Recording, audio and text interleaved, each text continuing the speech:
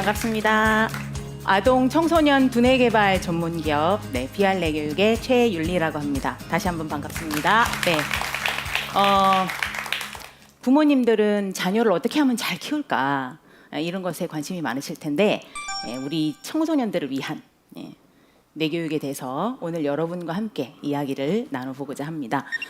그 내 교육을 처음 만드신 이승은 박사님께서는 내 교육은 뇌를 잘 운영하고 활용하는 교육이다 이렇게 말씀을 주셨습니다. 뇌를 잘 활용하는 데는 어떤 게 필요할까요? 알면 우리 뇌를 더 잘 활용할 수 있겠죠, 그렇죠? 저는 이제 가장 중요한 게 이제 세 가지라고 생각을 합니다. 첫 번째는 뇌를 쓰는 주체로서의 나를 자각하는 것. 쉽게 말하면 이 뇌 주인이 나라는 것을 아는 것이, 그것을 인지하는 것이 첫 번째라고 생각을 합니다. 그 다음에 두 번째는 그렇다면 내가 이 뇌의 주인으로서 나의 뇌를 잘 활용을 하려면 여러 가지 역량들이 필요하겠죠. 뭐 자신감도 있어야 될 것이고 집중력, 사고력 이런 많은 역량들이 필요할 겁니다. 그렇죠? 뇌를 잘 실질적으로 활용하는데 필요한 역량들 이런 것도 이제 필요하고요. 그다음 마지막으로 세 번째는 이러한 역량들이 잘 발현되고 또 쓰여질 수 있도록 어떤 방향키의 역할을 하는 꿈과 비전 그리고 가치관이 그 세 번째가 아닐까 이렇게 생각을 합니다. 오늘은 그 중에서 이 내 교육에서는 첫 번째하고 세 번째는 거의 이제 기본 전제로 하고 두 번째 우리 아이들에게 실질적으로 필요한 사회가 굉장히 이제 빠르게 변화하고 있기 때문에 이때 우리 아이들에게는 어떠한 역량이 필요한가 뇌를 잘 활용하려면 여기에 대해서 이야기를 하고자 합니다. 최근에 아마 여러분들도 여러 미디어에서 4차 산업혁명, 인공지능, 로봇 기술 이런 말들을 굉장히 많이 들어보셨고 관련해서 기사들도 관심 있게 아마 많이 보고 계신 걸로 알고 있습니다. 근데 이러한 변화를 조금 알아야 되는 이유는 시대가 변하면 그 시대를 사는 사람들과 인재들에게 요구되어지는 필요한 역량들이 달라지기 때문에 그렇습니다.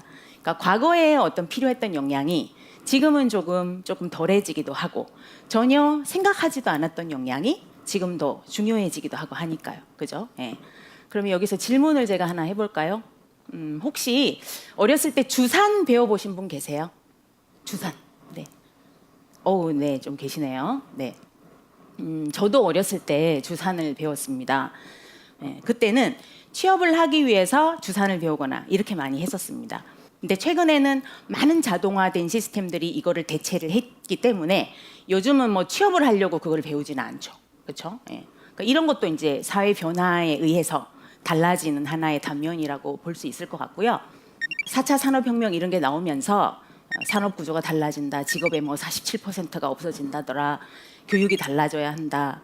더 이상 지식의 습득이 아니라 생각하는 능력이 더 필요하다. 지식의 습득이 아니라 지식을 잘 활용하는 능력이 필요하다. 이렇게 이제 많은 말들이 있는데 그렇다면 정말 새로운 교육에 대한은 어떤 것이어야 하고 우리 아이들에게는 어떠한 교육을 해야 되는지 생각을 해보도록 하겠습니다. 작년 3월에 이세돌 구단하고 우리 알파고가 이제 탁 경기를 했죠. 그래서 여러분이 아는 것과 같이 4대1로 알파고가 이겼습니다. 그렇죠? 그럼 그때 알파고는 자기가 이겼기 때문에 너무 기쁘고 행복했을까요? 그리고 내가 이번에 이겼으니까 다음에는 누구누구랑 이렇게 경기를 해야지 이런 상상을 했을까요? 그리고 나는 이렇게 기쁘고 행복한데 그래서 이겨서 좋은데 이세돌 구단은 너무 고생했는데 좀 힘들겠다 이런 상대에 대한 생각을 했을까요? 아마 그러지 않았을 겁니다. 여기에 답이 있습니다. 인공지능이 아무리 발전을 하더라도 그거는 인간이 심어놓은 어떤 시스템에 의해서 가는 겁니다. 그렇죠? 그래서 우리의 인간의 뇌가 할 수 있는 고유한 기능은 생각하고 상상하고 타인에 대해서 공감하고 함께하고 더 큰 가치를 실현하려고 하는 그런 능력 이런 것이 아닐까 생각을 합니다. 그래서 뇌 교육에서는 우리 아이들에게 우리하고는 전혀 다른 삶을 살게 된다는 우리 청소년들에게 필요한 미래 역량의 두 축을 자기에 대해서 인지하는 힘, 메타 인지하고 타인에 대해서 공감하고 소통하고 함께 협업할 수 있는 능력, 이 두 가지가 뇌를 잘 활용하기 위해서 필요한 능력이 아닌가 이렇게 생각을 합니다. 메타인지는 몇 해 전에 모 프로그램에서 그 상위 0.1%에 속하는 아이들과 일반 아이들의 가장 큰 차이가 메타인지였다. 이렇게 해서 많은 분들의 이제 관심을 받았었죠. 근데 실질적으로 학습에 굉장히 큰 영향을 줍니다. 그러나 더 크게 자기를 인지하는 거, 자기를 인식하는 거, 그리고 자기를 객관화하는 힘, 자기를 성찰하는 거, 이런 게 이제 저희가 바라보는, 내 교육에서 바라보는 메타인지 능력이다. 이렇게 이제 봐주시면 좋겠고요. 메타인지 능력이 높은 사람은 성인이 되어서도 훨씬 더 자기 주도적이고 성공적인 삶을 사는데 큰 영향을 준다고 하죠. 그다음 두 번째는 공감하고 소통하고 협업하는 능력인데요. 4차 산업혁명의 핵심은 융합과 연결입니다. 말 그대로 내가 가진 경험과 지식을 공유하고 함께 했을 때 더 큰 가치를 만들어낼 수 있는 시대라는 거죠. 그래서 요새는 뭐 많은 글로벌 기업들도 나 혼자 똑똑이는 사절 이렇게 많이 합니다. 그렇죠? 그래서 공감하고 소통하고 타인과 함께 할 수 있는 능력을 굉장히 중요한 항목으로 많이 꼽고 있죠. 아마 이런 말씀도 많이 들어보셨을 거예요. 실제로 이제 뭐 자기에 대해서 인식하는 능력도 중요하고 소통하고 공감하는 것도 중요하다. 그러나 그렇다면 그걸 어떻게 기르느냐, 이게 이제 또 중요한 문제겠죠. 그렇죠? 그 미국의 신경학자 폴 맥리는 사람의 뇌는 3층으로 이루어져 있다. 이렇게 이제 얘기를 했습니다. 그렇죠? 제일 안쪽에 우리가 이제 소화하고 숨쉬고 호흡하고 이런 기본적인 생명을 관장하는 뇌관이라는 영역이 있고, 그 위에 감정이나 생각이나 정서를 담당하는 대뇌 변연계가 있죠. 그리고 제일 바깥쪽에 이성, 사고, 판단 이런 거를 담당하는 대뇌 피질이 있습니다. 그렇죠? 근데 뇌과학이 발달을 하면서 이 세 가지 뇌가 통합적으로 발달이 되었을 때 실제로 사람이 가진 이 뇌의 역량을 훨씬 더 잘 쓸 수 있다. 이런 연구 결과들이 굉장히 많이 나와 있습니다. 그거는 우리가 체험적으로도 막 많이 먹어가지고 속이 더부룩하거나 소화가 안 되거나 이럴 때 공부를 하면 잘 되잖아요. 그렇지 않죠?